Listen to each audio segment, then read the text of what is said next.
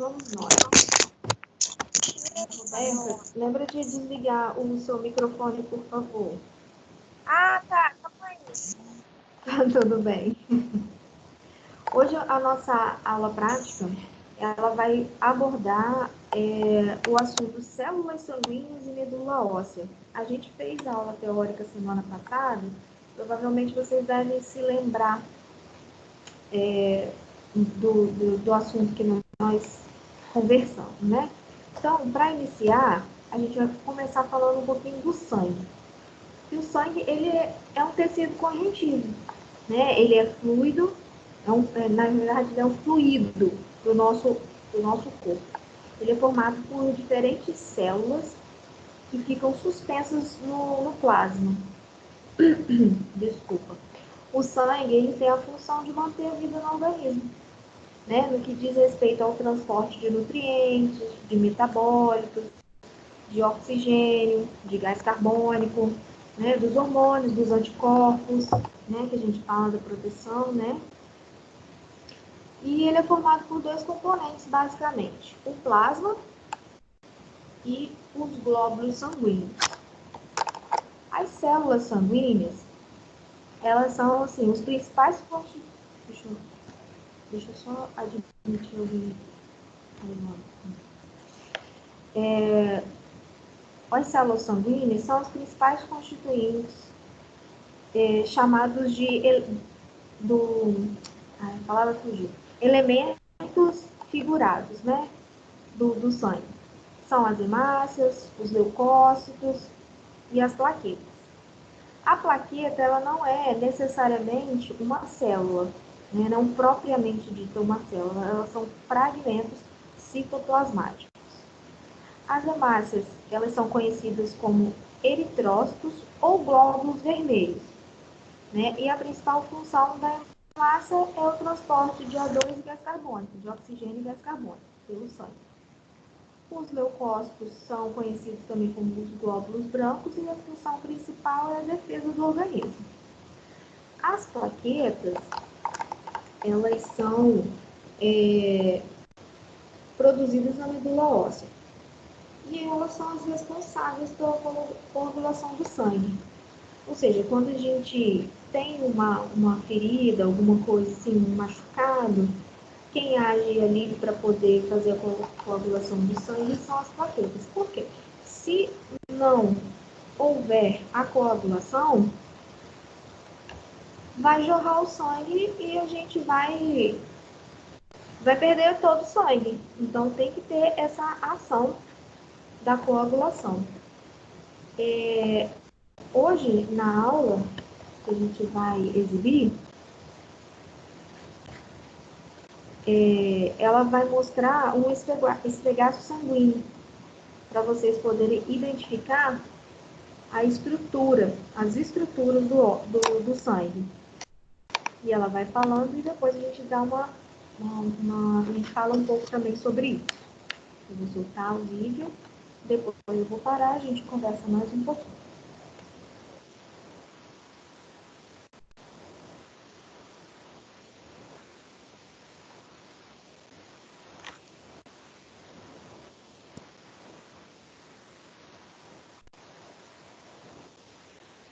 Não estou conseguindo ouvir, não.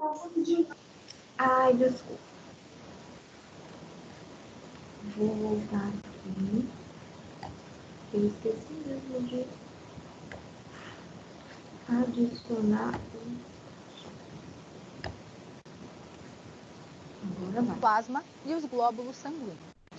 O plasma é a parte líquida e é nessa parte líquida que os glóbulos sanguíneos estão dispersos. E os glóbulos sanguíneos, o que são? Sim. São as células sanguíneas, que são ali componentes básicos, as hemácias, as plaquetas e os leucócitos, tá? Então, nós podemos definir o sangue como duas partes. Ele tem a parte sólida, que são os elementos figurados do sangue, que são ali as hemácias, os leucócitos, as plaquetas, que são as células sanguíneas, e a parte líquida, que é o plasma. Na parte líquida, nós temos a maior parte da sua composição de água e também ali alguns solutos. E dentre esses solutos, o principal soluto que compõe esse plasma sanguíneo são as proteínas plasmáticas, que são aquelas que estão ali presentes no nosso sangue, sendo que a maioria delas são produzidas nos hepatócitos, os hepatócitos que são as nossas células hepáticas, tá? Esse sangue, ele fica restrito, ele fica contido dentro do sistema circulatório. E aí nós temos o nosso órgão, que é o coração, responsável por bombear esse sangue por todo o nosso corpo. Por quê? Porque dentre as inúmeras funções que o sangue desenvolve, nós temos uma principal, que é o transporte dos gases sanguíneos. O sangue é responsável por transportar o oxigênio para os nossos tecidos e assim oxigenar todos os nossos tecidos e as nossas células e levar de volta para o pulmão para ser eliminado através ali da respiração o gás carbônico. Então, o sangue ele vai transportar os gases sanguíneos e ele é responsável por oxigenar os tecidos e trocar aí o oxigênio o gás carbônico pelo oxigênio para que esse gás carbônico seja ali eliminado através do processo de respiração. E a medula óssea? O que é a medula óssea? A medula óssea é um órgão difuso, é um órgão muito importante no qual ocorre a hemocitopoese. O que é essa hemocitopoese? A hemocitopoese é um processo de produção de células sanguíneas, é um processo de recuperação, de maturação, de diferenciação e também de produção das células sanguíneas. Então, as nossas células, elas são produzidas na medula óssea. Que células que são essas? São as hemácias, as plaquetas e os leucócitos. Você já sabe, você já aprendeu que a medula óssea ela é considerada um órgão linfático primário. Por quê? Porque é nela que são produzidos ali os leucócitos. E dentre a série dos leucócitos, nós temos os linfócitos, como, por exemplo, os linfócitos T e os linfócitos B. Os linfócitos B, eles são produzidos na medula óssea e sofrem todo o processo de maturação na própria medula óssea. Já os linfócitos T, eles são produzidos na medula óssea na forma de células pré-T. E essas células pré-T, elas são encaminhadas para o timo e lá no córtex do timo sofrem todo o processo de maturação e diferenciação. Então, nós temos na medula óssea células pluripotentes chamadas de células tronco.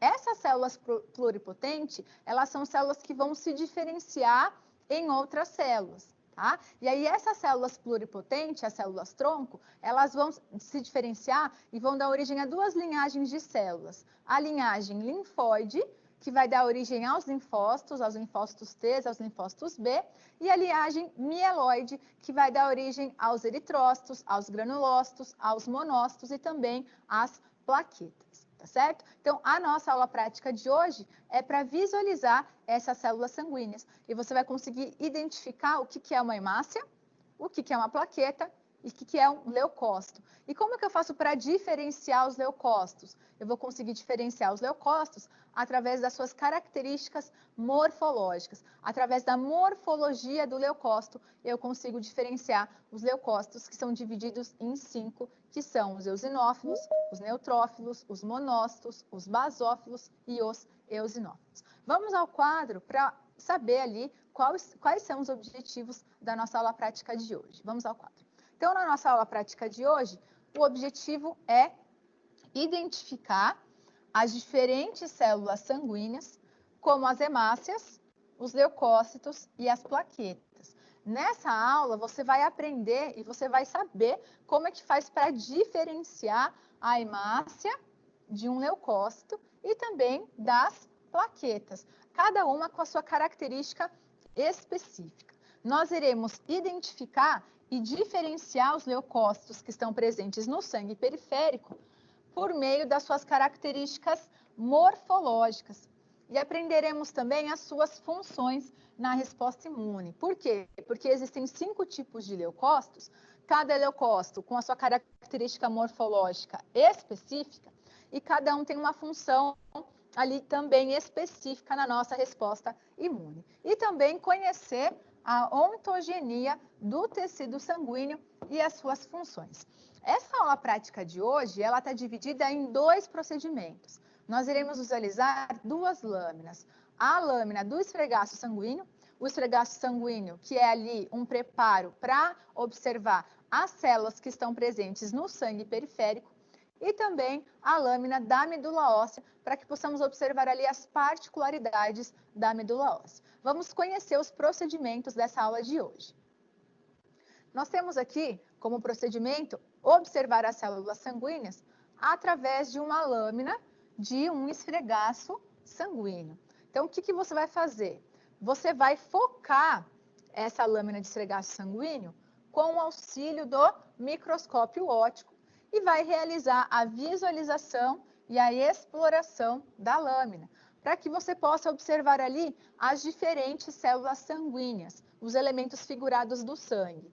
E aí, após observar cada imagem, você vai esquematizar no seu caderno, identificando quais são as estruturas observadas, tá? O que você vai fazer? Você vai realizar um desenho, então, através de um desenho, você vai ali identificar quais foram as estruturas da imagem que você visualizou no microscópio. No procedimento 1, você vai observar a lâmina de esfregaço sanguíneo.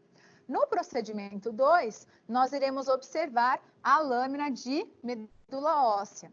Então, também, através do auxílio do microscópio óptico, você vai realizar a visualização e a exploração da lâmina. E após observar cada imagem, o que você precisa fazer? Você precisa esquematizar no seu caderno e identificar quais foram as estruturas que você observou através de um desenho. O que eu peço aqui? Que você também use ali o lápis de cor para colorir essa imagem, principalmente das células sanguíneas, para que você consiga, através da coloração, também diferenciar essas células. Como que vai funcionar esse procedimento? Então, no procedimento 1, você vai observar o esfregaço sanguíneo no microscópio óptico, utilizando as objetivas de 4, de 10, de 40 e de 100 vezes. Então, nessa prática, você vai utilizar todos os aumentos possíveis do microscópio óptico para que você consiga observar essas células. Lembrando que, como nós iremos utilizar a objetiva de 100 vezes, ela é chamada de objetiva de imersão, você não pode se esquecer de utilizar o óleo de imersão, tá? Por que não pode se esquecer de utilizar o óleo de imersão? Porque você precisa ali desse óleo para ele promover o deslizamento entre a objetiva e a lâmina, porque senão você risca a objetiva e também pode quebrar a lâmina, porque nessa objetiva de 100, nós temos o contato da objetiva com a lâmina. E aí, então, se porventura você se esquecer de usar o óleo de imersão, vai riscar a objetiva de maior aumento e também pode quebrar a lâmina. Quais são as estruturas que você tem que identificar nesse momento? Você tem que identificar as hemácias, as plaquetas e os leucócitos. E depois que você identificou as estruturas e conseguiu visualizar as diferenças entre elas, você vai esquematizar no seu caderno o esfregaço no aumento de 100 vezes. Bom, o que eu quero chamar a atenção nesse primeiro procedimento é você recordar ali quais são as etapas necessárias para focar a lâmina no microscópio, tá certo? Então, veja que eu chamei a atenção para o uso do óleo de imersão.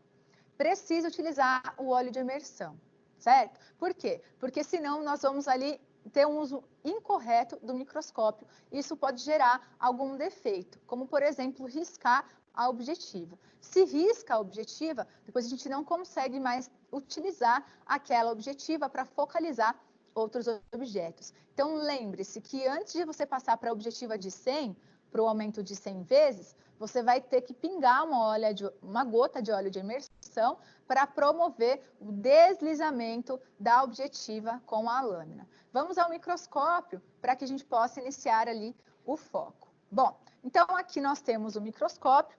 O que você precisa se lembrar é que esse microscópio, ele sempre tem que estar desligado com a menor intensidade de luz, para que quando você vá ligar o microscópio, ele possa estar na maior intensidade de luz. Verifique se sua mesa está toda baixada, para que você possa, com o auxílio do macrômetro, aumentar ali a mesa, até que você consiga observar a sua imagem, para que você consiga observar o seu objeto. Esse primeiro procedimento é para focar a lâmina de esfregaço sanguíneo.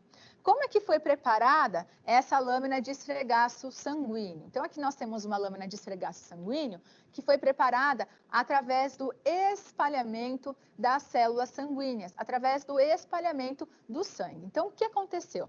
Nessa lâmina de vidro foi colocada uma gota de sangue, que é aproximadamente 20 microlitros, e com uma outra lâmina, uma lâmina guia, que nós chamamos, nós realizamos aqui, nós espalhamos todo o sangue para formar uma monocamada superficial. Veja que é uma camada muito fina.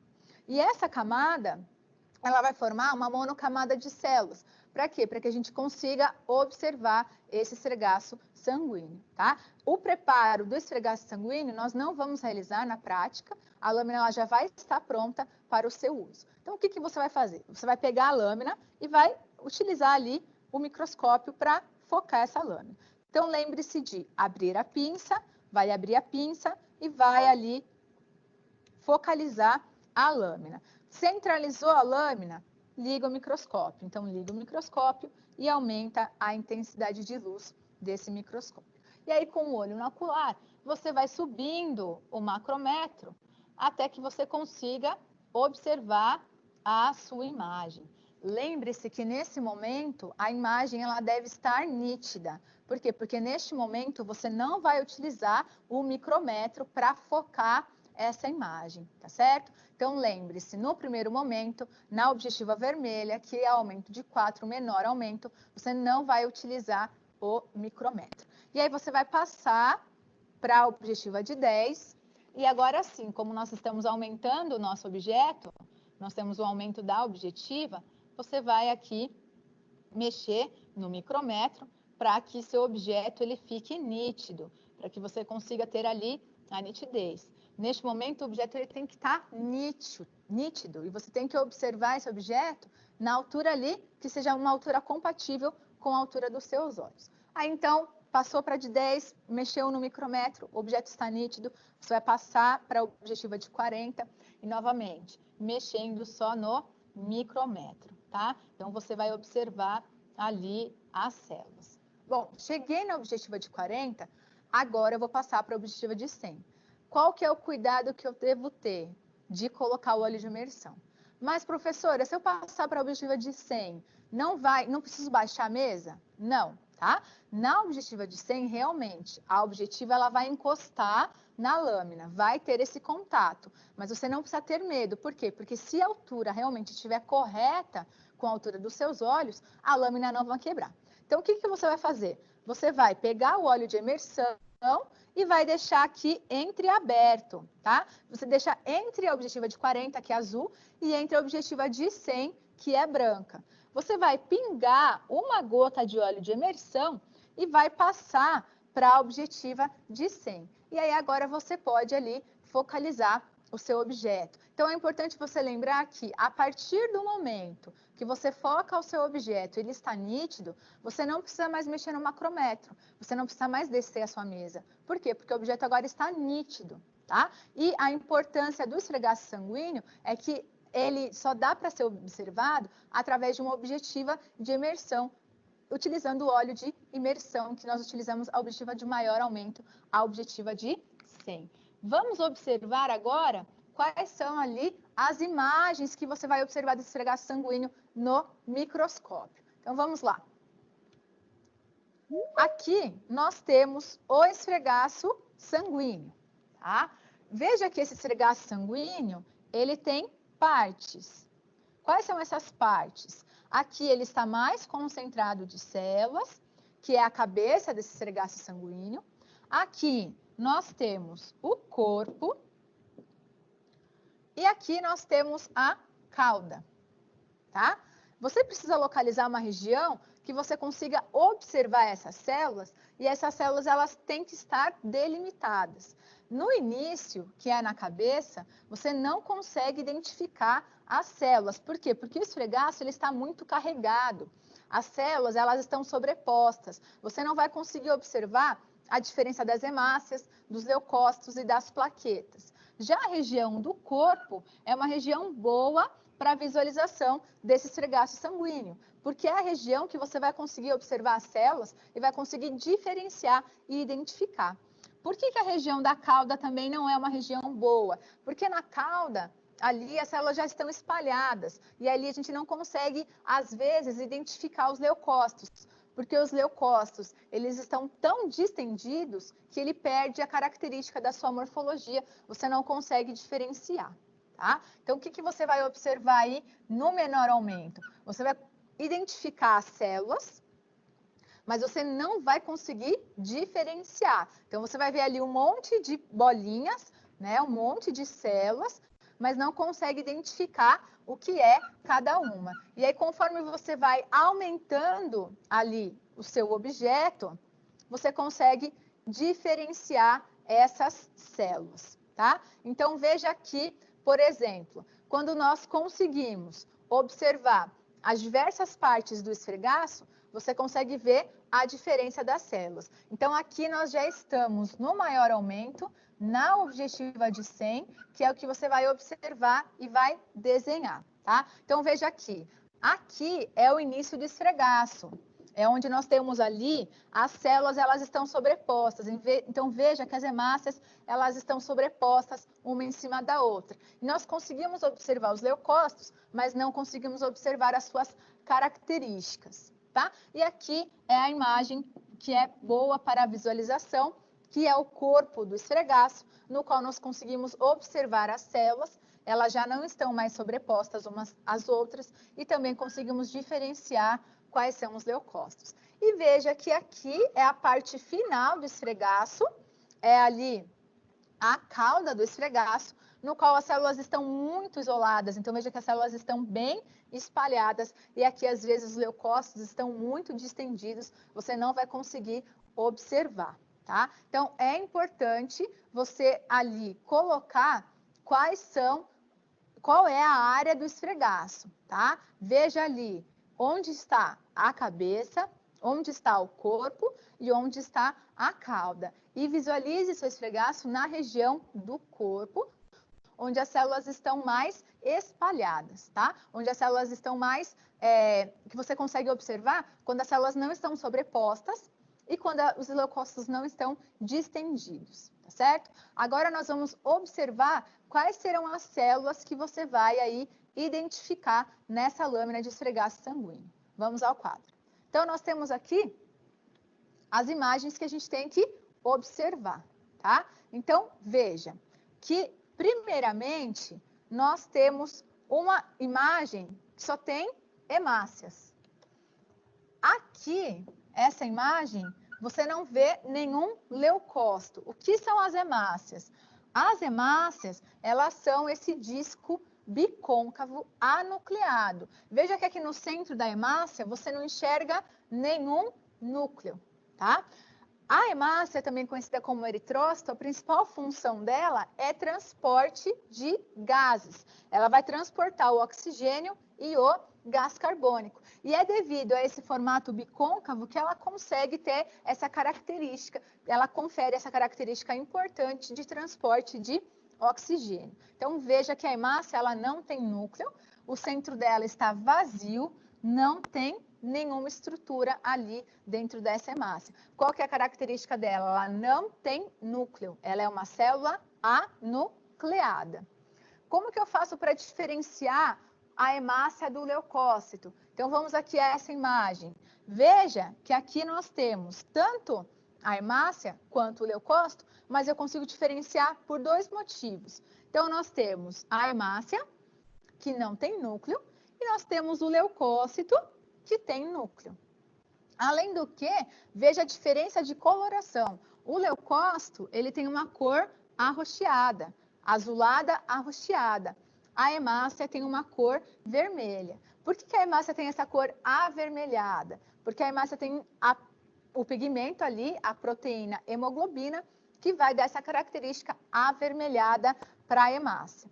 Bom, quando nós falamos do sangue, o sangue, na sua parte sólida, ele tem os três componentes: as hemácias, os leucócitos e as plaquetas, tá? E aí, o que acontece? Dentre aqui, a gente já consegue ver no esfregaço que a maior quantidade desses elementos figurados do sangue são as hemácias. Então, na maior parte ali do esfregaço, você vai ver o quê? hemácias. A gente não consegue separar no esfregaço o que é hemácia, o que é leucócito, o que é plaqueta. Eu não consigo fazer ali um esfregaço com as partes separadas. Eu vou fazer um esfregaço do sangue e nesse esfregaço você vai observar todas as células do sangue periférico. Então, lembre-se que você vai observar todas as células na mesma lâmina, no mesmo campo, tá? O que você tem que saber fazer? Você tem que saber diferenciar essa célula. Então, voltando à imagem, você consegue observar aqui que nós temos a diferença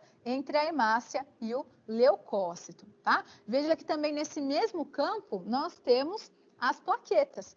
As plaquetas, elas são fragmentos celulares, são discos de fragmentos celulares que geralmente estão aglomeradas. Então, em um mesmo campo, eu estou observando hemácias, leucócitos e plaquetas. Por isso que é importante você saber diferenciar. Primeiramente, é saber diferenciar uma hemácia de um leucócito. A hemácia aqui, ela tem um espaço central vazio, né? Ela não tem um núcleo. Então, aqui nós não temos uma célula com núcleo, a hemácia é uma célula anucleada e ela tem o formato de um disco bicôncavo.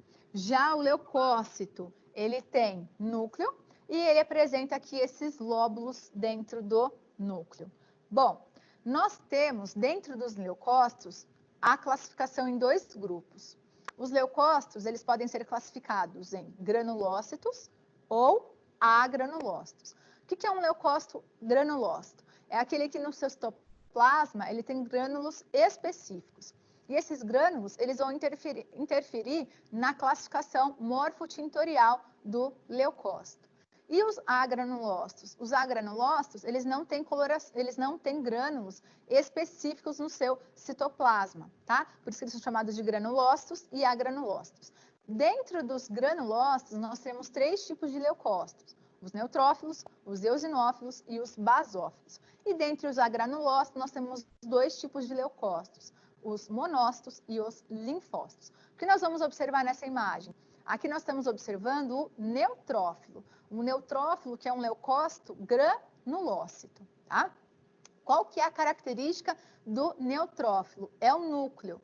O núcleo do neutrófilo, ele é lobulado. Ele tem de 2 a 5 lóbulos, mas o mais comum e o mais frequente da gente encontrar no esfregaço sanguíneo é o de 3 lóbulos. É o que mais nós encontramos no esfregaço sanguíneo. O que muda os diversos leucócitos, como nós falamos, é a característica morfológica, é a característica do núcleo. Cada leucócito ele vai ter um núcleo diferente. Agora, eu vou chamar atenção ao núcleo do leucócito, para que você possa ver essas diferenças morfológicas entre eles. Voltando à imagem, nós temos aqui o neutrófilo. Esse neutrófilo, ele tem aqui um núcleo que é trilobulado, veja que ele tem 3 lóbulos, e são ligados por filamentos de cromatina. Eles são unidos, esses lóbulos, por filamentos de cromatina. Veja também que o neutrófilo ele tem uma coloração azul arroxeada. Por quê? Porque no seu citoplasma ele tem grânulos azurófilos. E esses grânulos azurófilos conferem essa capacidade basofílica aí do neutrófilo, tá certo? Bom, o mais comum é ter 3 lóbulos, que é o que a gente mais frequentemente observa no esfregaço sanguíneo. Aqui você tem um neutrófilo, que é um leucócito da série dos granulócitos. Na segunda imagem, o que nós temos? Nós temos um eosinófilo.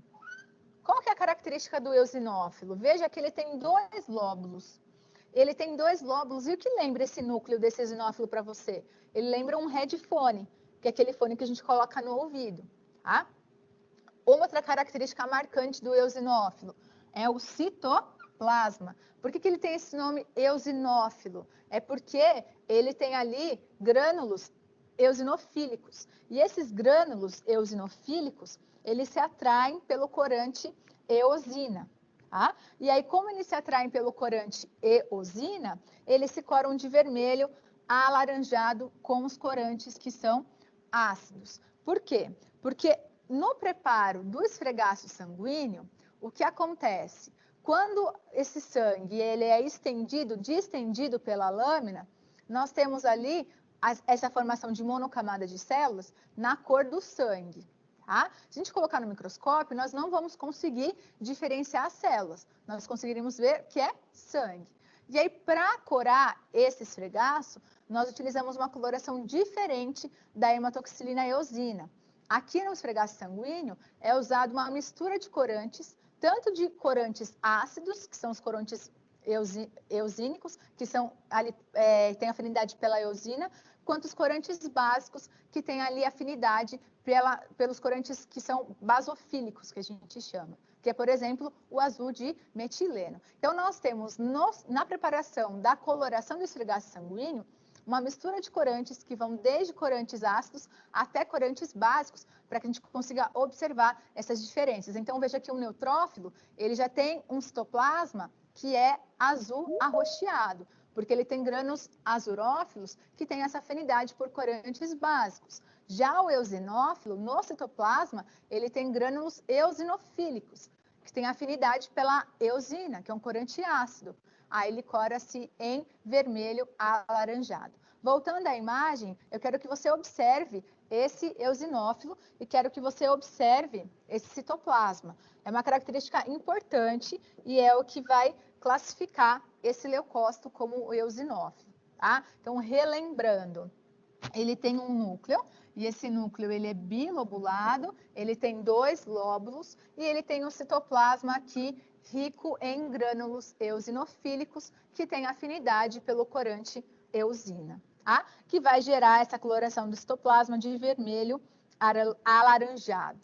Na próxima imagem, nós temos um outro tipo de leucócito, e esse leucócito é o linfócito.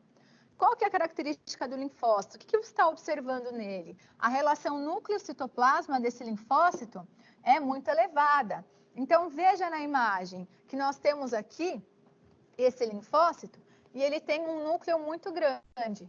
Ele tem um núcleo tão grande que quase não se observa citoplasma. E veja que o citoplasma, ele parece um anel delgado. Então, o núcleo desse leucócito, ele é tão aumentado que o citoplasma ele fica como se fosse um anel delgado, tá? Essa é a característica do linfócito. E ele é diferente do eosinófilo e do neutrófilo. Veja que aqui nós temos a diferença do núcleo, que é um núcleo esférico, ela é uma célula esférica, e também a diferença do citoplasma. O linfócito, que é um leucócito da série dos agranulócitos. Então, você consegue aí observar essa diferença.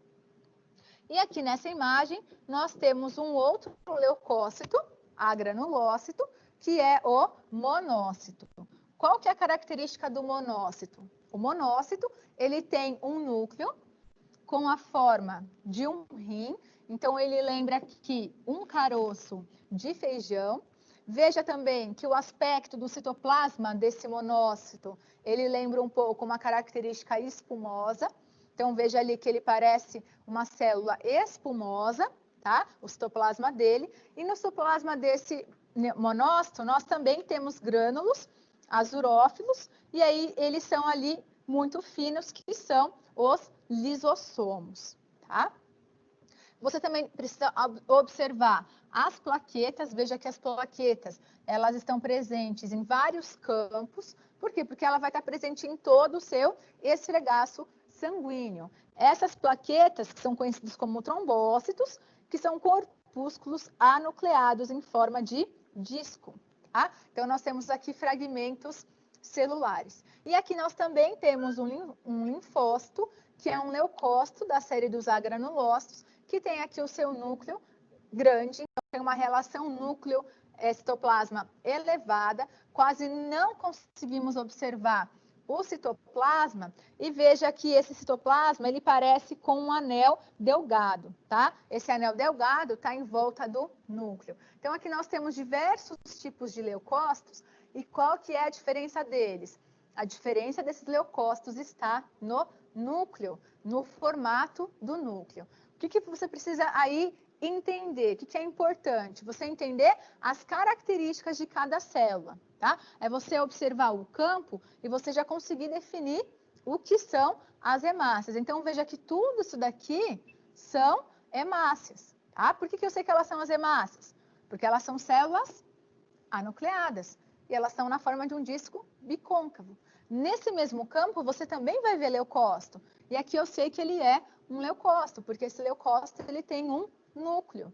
E é um núcleo que é multilobulado. O mais frequente é de ter 3 núcleos. E também nesse mesmo campo eu observo as plaquetas, que são ali os fragmentos, que são fragmentos celulares em forma de disco. Tá? Então, é importante que você consiga diferenciar o que é a hemácia do que é o leucócito. Veja as características e as particularidades de cada célula, tá? Os leucócitos, eles são ali divididos em granulócitos e agranulócitos, e nós conseguimos observar essas características no citoplasma. Veja que os leucócitos, eles são diferenciados pelo quê? Eles são diferenciados pelo seu núcleo. Então, de acordo com essas características morfológicas, nós conseguimos diferenciar os 5 tipos de leucócitos. Bom, na imagem, eu mostrei 4 tipos de leucócito. Nós vimos o neutrófilo, o eosinófilo, o linfócito e o monócito. Está faltando um leucócito. Qual que é esse leucócito? É o basófilo. Qual que é a característica do basófilo? O basófilo, ele é uma célula com um núcleo irregular.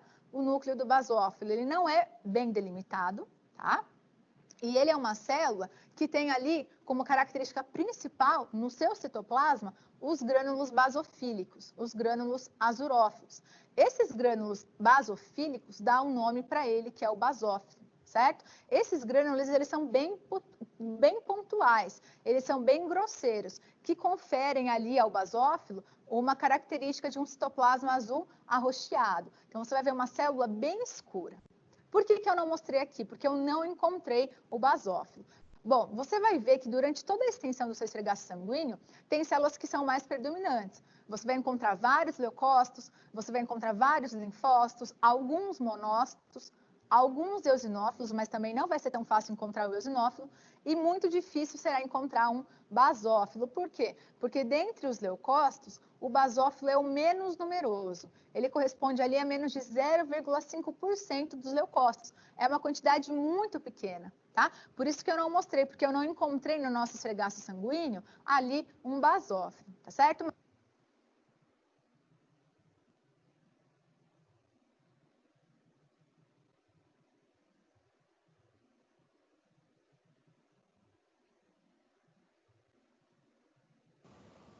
Mas eu ainda estou aprendendo a lidar com tanta informação desse programa.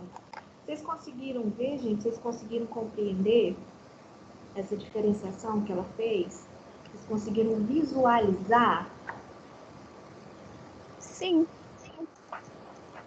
De acordo com o que ela falou, não está tão difícil de compreender o que é o que, né?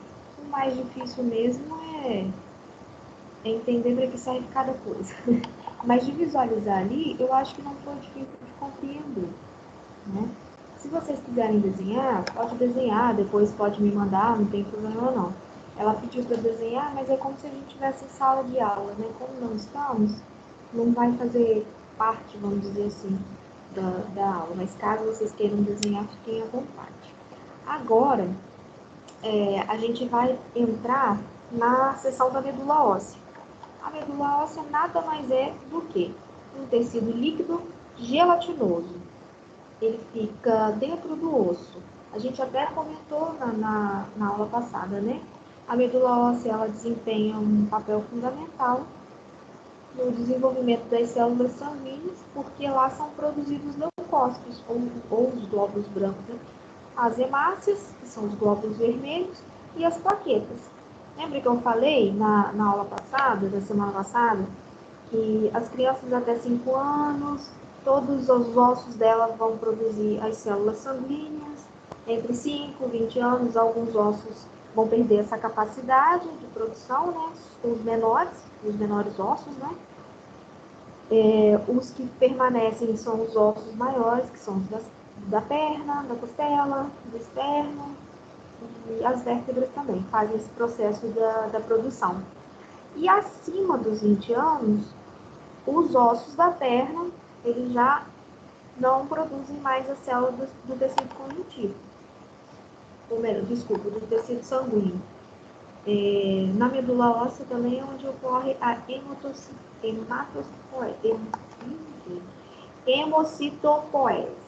O que é hemocitopoese? É a produção e a renovação das células sanguíneas. Então, esse processo de produção e renovação também é feito lá na medula óssea, ou seja, no interior do nosso osso. Aí, eu vou soltar para vocês a parte em que ela explica sobre a medula óssea. Espera aí um minuto.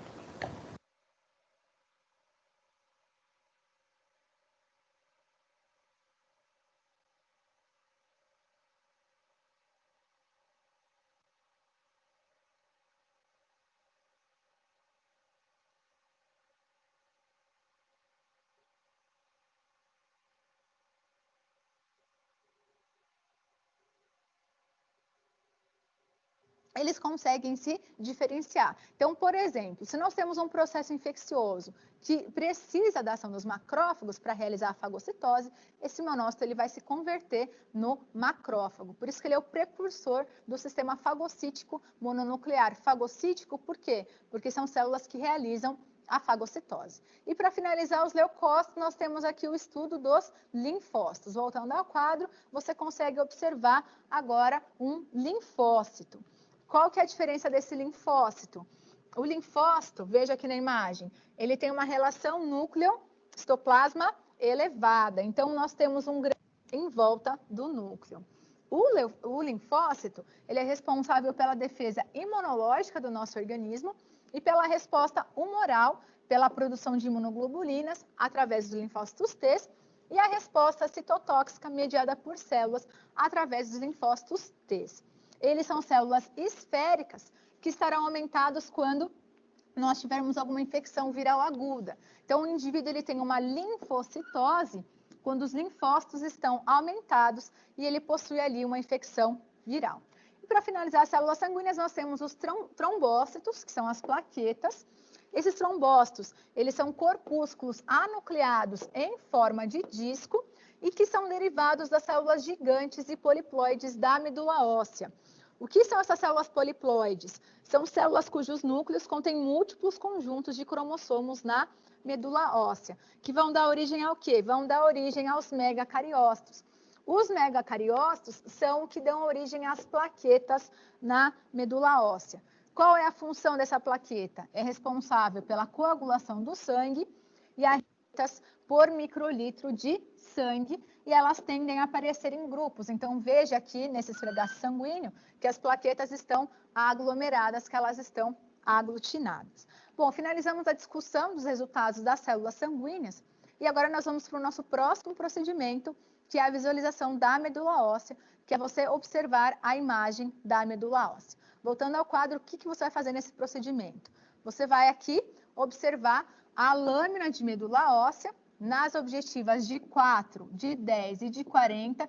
Então, veja que nesse procedimento você não vai usar o óleo de imersão, não vai utilizar a objetiva de 100 e você vai identificar os vasos sanguíneos específicos da medula óssea, que são os sinusoides, o megacariócito e as células do tecido ósseo. E você vai esquematizar o tecido no aumento de 40 vezes. Então, vamos ao microscópio para que a gente possa observar aqui essa lâmina da medula óssea. Então, você vai ali baixar toda a mesa, vai posicionar a sua lâmina e vai, então, focalizar essa lâmina, tá? Então, vai lá com o auxílio do ocular, mão no macrômetro, e você vai subindo toda a sua imagem até que você consiga observar essa lâmina da medula óssea, tá? E aí você vai ter que observar qual característica. Vou mostrar para você agora qual é ali a lâmina que você precisa observar. Então, vamos lá. Então, aqui, essa é a medula óssea. Então, veja que aqui nós temos toda a estrutura da medula óssea, nós temos os adipócitos. Esses adipócitos, eles são aqui os locais de gordura, então é o local de célula adiposa, que são os locais da medula óssea, que tem ali a quantidade de gordura, e aqui nós temos as células sanguíneas, que nós temos também os megacariócitos, Então, veja que aqui na ponta, nós temos os megacariócitos, que são os precursores da plaqueta. Isso é o que você vai observar no menor aumento. Esse aqui é o aumento de 4, tá? Que é o vermelho. Depois, o que você vai fazer? Você vai passar para a objetiva de 10, para que você possa observar em um maior aumento. Então, veja que aqui a gente já consegue diferenciar melhor as células. Tá? Então, vamos mexendo aqui no micrômetro para que a gente consiga ter uma imagem nítida. Então, veja, ó, aqui nós já conseguimos ver as células hematocitopoéticas e também os megacariócitos, que serão ali os precursores da medula óssea. Nessa região, nós não estamos conseguindo observar os sinusoides. Então, vamos pesquisar um pouco mais pela lâmina para ver se a gente consegue observar os sinusoides. Então, nessa região da lâmina, não conseguimos observar ali os sinusoides, mas eu quero focar aqui para que você veja o megacariócito. Então, nós temos as células hemocitopoéticas. O que são essas células hemocitopoéticas? São células que vão ali ser as precursoras da célula sanguínea. A medula óssea, ela tem células pluripotentes, que são chamadas células pluripotentes, células-tronco, que vão se diferenciar em outros tipos de células. E quais são esses tipos de células? São as células sanguíneas, que darão origem às hemácias, os leucócitos e às plaquetas. E aqui, em especial, os megacariócitos, nós temos a formação das plaquetas. Então, esses megacariócitos, eles serão as células que darão origem às plaquetas. Vamos só melhorar aqui a luminosidade dessa objetiva, para que você consiga observar de forma mais nítida. Então, veja que nesse aumento de 40, nós conseguimos observar os megacariócitos. E qual que é a característica desse megacariócito? Por que tem esse nome, mega? Mega é de grande, então ele tem um grande núcleo. É uma característica específica desse megacariócito que nos mostra na medula óssea o local onde vai ser ali a síntese das plaquetas, o local da síntese que são ali os precursores das plaquetas. Essa lâmina de medula óssea, você não vai utilizar o óleo de imersão e você vai focar apenas nas objetivas de 4, de 10 e de 40. E na objetiva de 40 você vai identificar e esquematizar o seu tecido. Então, eu vou voltar para a nossa apresentação, vamos voltar para o quadro, para que você possa ver ali o que você vai fazer nesse procedimento. Então, vamos lá.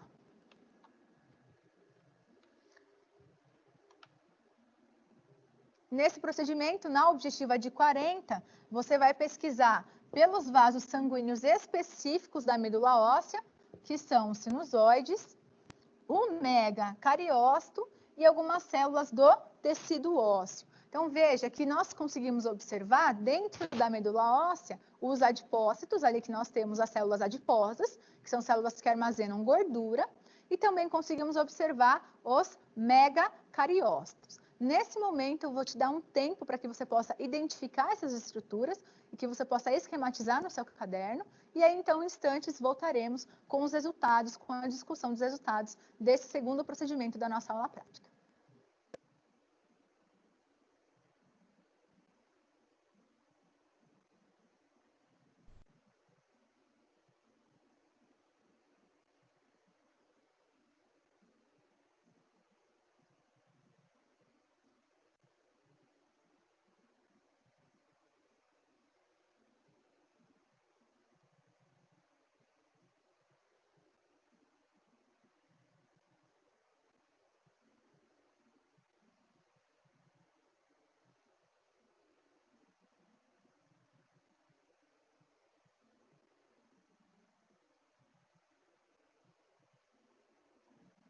A medula óssea, ela é um órgão difuso, um órgão bastante ativo, porque na medula óssea acontece a hemocitopoese, que é a produção, a diferenciação e a maturação das células sanguíneas.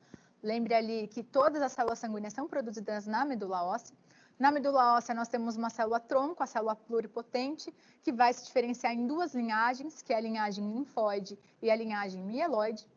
Essa linhagem linfóide vai dar origem aos linfócitos e a linhagem mieloide vai dar origem aos eritrócitos, vai dar origem aos granulócitos e também às plaquetas. E você conseguiu observar também os megacariócitos, que são as células que vão dar origem às plaquetas. Então, na medula óssea, nós não observamos as plaquetas da mesma forma que nós observamos no sangue periférico. Você observa a plaqueta na medula óssea na forma de megacariócito. E o que são os sinusoides? Os sinusoides, eles são vasos especializados da medula óssea, que vão fazer uma barreira ali de proteção entre o tecido hemocitopoético, que vai ser responsável por produzir as células hemopoéticas, e também os vasos sanguíneos, a nossa circulação. Vamos aos resultados, uma discussão dos resultados dessa prática. Vamos ao quadro.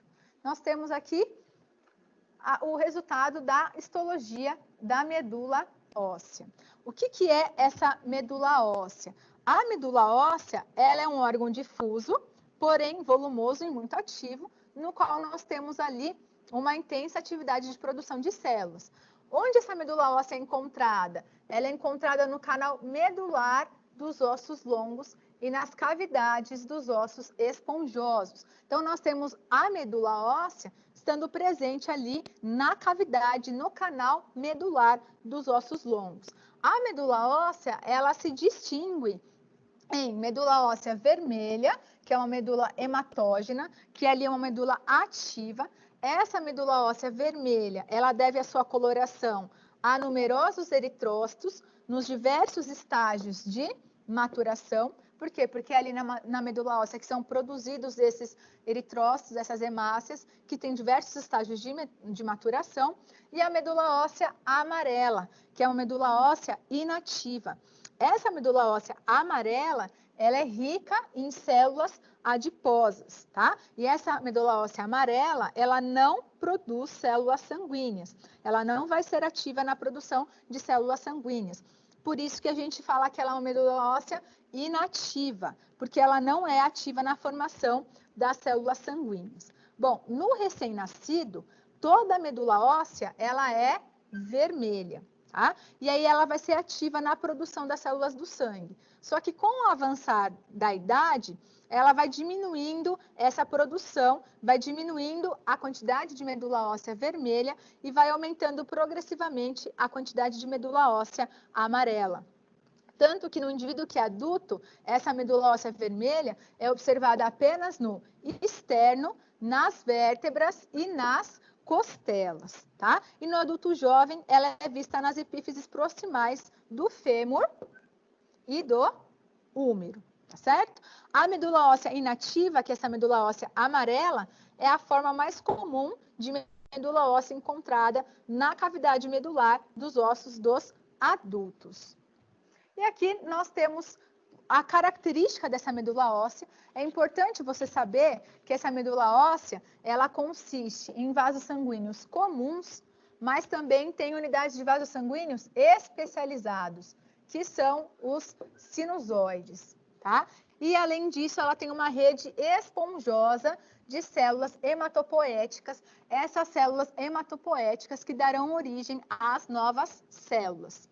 Os sinusoides, eles proporcionam a barreira entre o compartimento hemocitopoético e a circulação periférica, e eles estão interpostos entre as artérias e as veias, tá? A posição do sinusoide, ele corresponde àquela dos capilares comuns e está interposto entre as artérias e as veias. Do que é feito essa parede do sinusoide? O sinusoide, ele é um revestimento endotelial e uma membrana basal descontínua e uma cobertura incompleta de células adventícias. Por quê? Porque essas células adventícias, elas emitem extensões até os cordões hemocitopoéticos, que são o suporte para as células sanguíneas em desenvolvimento, tá? E a medula óssea vermelha, que é a medula óssea ativa, ela é formada por cordões de células hematopoéticas que contém ali predominantemente tipos específicos de células sanguíneas e também os megacariócitos em desenvolvimento. Nesse cordão de tecido hemocitopoético, estão ali basicamente as células sanguíneas que se desenvolvem em ninhos ou aglomerados. O que é isso? Por exemplo, essa ilha eritroblástica. O que é uma ilha eritroblástica? Ela é um local onde ocorre a grande parte da maturação da série eritroide. Tá? Por que ela é chamada de ilha eritroblástica? Porque ali nós temos os eritroblastos. Tá? É uma estrutura formada de macrófago circundado por eritroblastos, em vários estágios da maturação. O eritroblasto, o que ele é? Ele é uma célula nucleada que está presente na medula óssea e que vai dar origem ali à célula eritrocítica sanguínea. Veja aqui que nós temos os sinusoides. Esses sinusoides, eles são o quê? Eles são os vasos sanguíneos especializados da medula óssea, que estão ali basicamente para proporcionar uma barreira entre o compartimento hemocitopoético, onde nós temos aqui todo o compartimento hemocitopoético das células sanguíneas, que são os precursores da célula sanguínea, e a circulação periférica, tá? E aí, então, as células desse compartimento hemocitopoético aparecem aqui dispostas como cordões. Então, veja que nós temos cordões de células. E aqui nós temos o megacariócito. O que é esse megacariócito? Mega significa grande. Ele tem um grande núcleo celular, no qual nós temos células de grandes dimensões encontradas na medula óssea, que será precursor das plaquetas, e por isso que ele é chamado de megacariócito, porque ele tem esse núcleo grande. Então, veja que a medula óssea é um local de produção de células. A medula óssea é um local muito ativo, onde nós temos ali a hemocitopoese. A hemocitopoese é o processo ali de produção de células sanguíneas. Na medula óssea, nós temos o sinusoide, que é uma especialidade de vasos sanguíneos, que faz a barreira entre o tecido hemocitopoético, as células hemocitopoéticas, e os capilares sanguíneos responsáveis pela circulação. Tá? Veja que nós temos essas células hemocitopoéticas em cordões de células, como, por exemplo, ali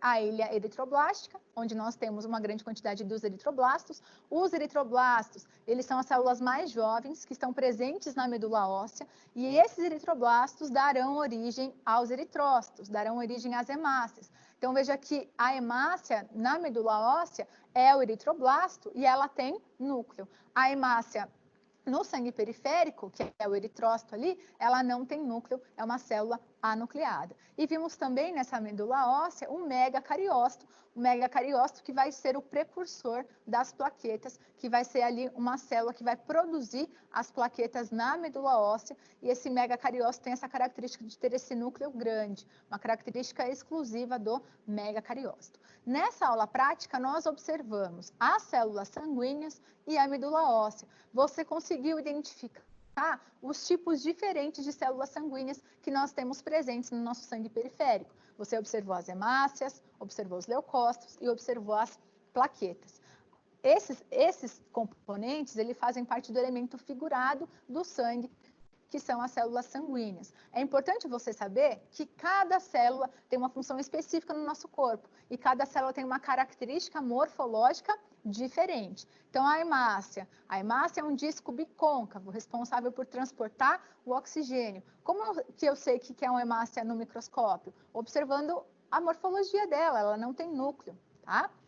Fora que a hemácia tem um pigmento hemoglobina, então ela se cora de cor mais avermelhada. E os leucócitos? Nós temos 5 tipos diferentes de leucócito, e cada leucócito ele vai diferenciar de acordo com o seu núcleo. E cada leucócito ele tem uma resposta específica no nosso organismo. Eles vão atuar de maneira específica na resposta imune do nosso corpo. Então, o paciente ele apresenta uma neutrofilia. Quando ele tem neutrofilia? Quando ele tem aumento de neutrófilos. E aí, quando que ele vai ter esse aumento de neutrófilos? Quando ele tem uma infecção bacteriana.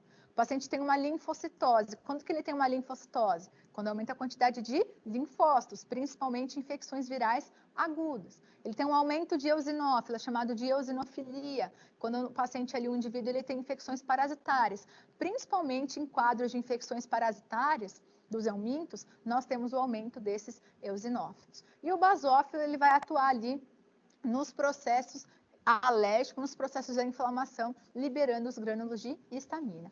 E lembre-se, muito importante se lembrar disso, o monócito ele está presente no sangue periférico. No tecido, ele está na forma de macrófago. Então, nunca vamos encontrar o monócito ali no tecido, e sim o macrófago. E nunca vamos encontrar o macrófago no sangue periférico, e sim o monócito. Finalizamos aqui a nossa segunda aula prática da disciplina de Ciências Morfofuncionais, do Sistema Imune e Hematológico. E eu desejo a você bons estudos.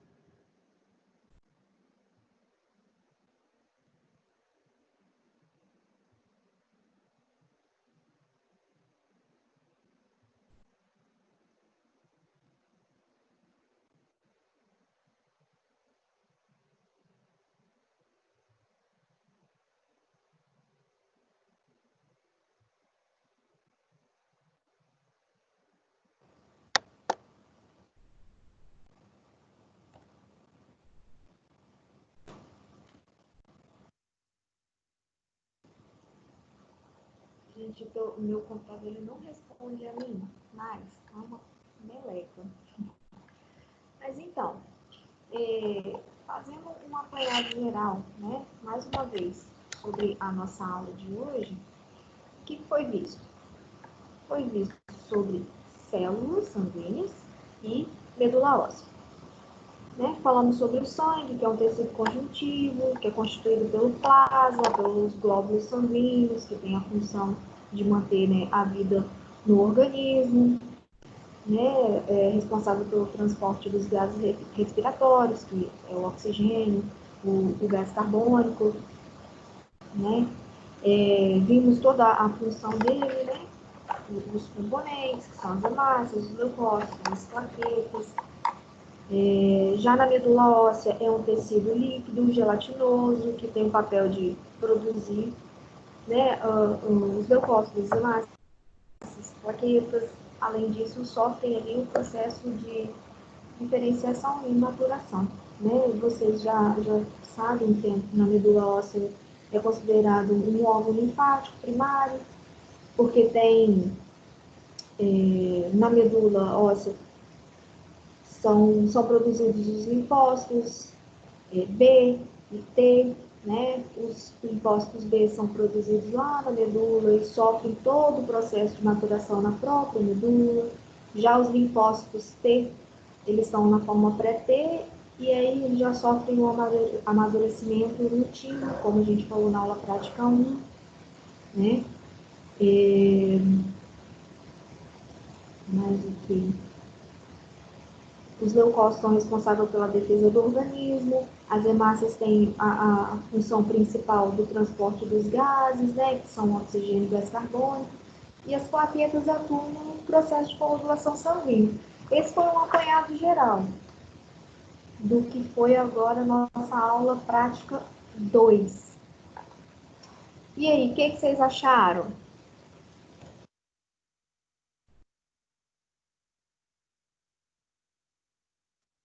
Muito difícil, mas interessante. A matéria é muito interessante, mas bem difícil, porque tem muitos detalhes. Fácil, gente. Nenhuma matéria vai ser, não.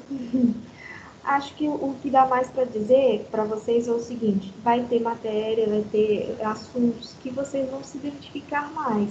Mas fácil, nenhuma delas vai ser. Se fosse fácil, a gente não precisava enfrentar uma faculdade, né? Que não precisaria estudar tanto. Todos os assuntos requerem estudos, né?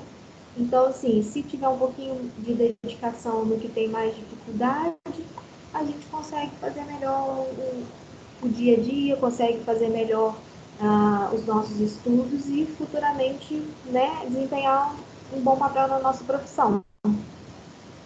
Para ser muito sincera, não vemos isso com tanta frequência depois de formado, a menos que a gente trabalhe no hospital ou então tem um outro paciente específico, né, para a gente poder ter que fazer leitura de exames e tudo mais, né? Mas fora isso, a gente não vê com tanta frequência, mas é importante a gente saber do que se trata. Tá bem? E aí, amanhã a gente vai ter a aula teórica de T3 e TA3 e TA4. tá bom? Pra gente fechar a semana e vocês conseguirem fazer bem a prova de vocês semana que vem. Tá bom? Ok. Oi, tá bom? Tá bom? Então tá. Aí eu vou lá no grupo de Ok. vocês também dar outro recadinho, tá bom? Um beijinho, fiquem com Deus e até amanhã. Tá bom, tchau. Obrigada. Tchau, de nada.